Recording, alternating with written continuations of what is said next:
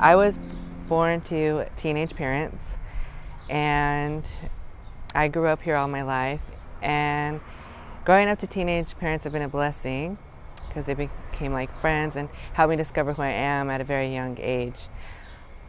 Growing up, I was always different. I liked to hang around with my cousin Desiree, who was a girl, and we got along very great, more than I did with any of my male cousins or family members. I always bonded with the girls at school, and I knew I was different because I would always find boys more curious than girls. Girls are never my forte. And growing up, I started to figure that out at quite a young age, and I was very into Cher. So everybody was like, "What are you doing listening to this old lady?" Then I started getting asked questions like, "Are you gay?" And I didn't know what that was. So I would be like, "No, you're crazy. What are you talking about?" And as I went down further in life, I discovered what gay was and decided, yeah, that's me. That's where I fit in this world. And when I was a freshman in high school, that's when I started to go to the locker rooms, and that's where things got really awkward because you see people in the flesh, and it's just awkward because everybody's changing physically and mentally, and it's just a weird place to be and a weird place in life. And in that time, I knew that I was attracted to men.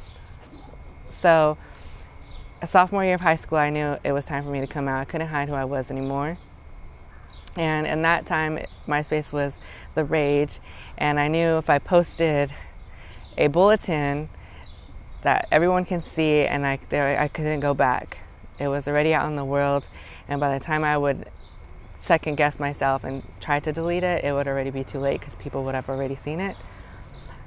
Besides posting it in a bulletin, I decided to text my entire family and friends, so I couldn't go back. It was out in the open, and I was who I was, and that was a very emotional time in my life. And that moment after hitting send and pressing post, I lost it. I cried, and I was just so relieved. It felt like a weight was lifted off my shoulders. And I remember my mom came into my room and saw me crying, and she said, "What's wrong?" And I was like, and I couldn't even talk. That's how much I was crying. And she came up to hug me, and she said, "I've always known Phillip, and I'm glad that you finally accepted who you are." And I was in shock because I was like, "Mom, you could have told me. You could have saved me some time, trouble." And then life continued as if nothing happened.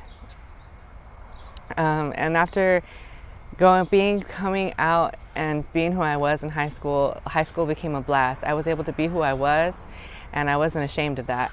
I was out in the open, and everybody knew it, and I didn't care. And I felt free. And that made me into the person who I am today.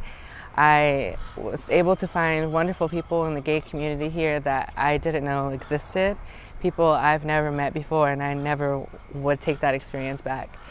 I'm now the happiest I've ever been, and I've volunteer and I advocate for LGBTQ youth rights, and to give students a safe place here in our community, because it's something that I wish I had growing up, to be in a space to be who I am and to have myself fully embraced.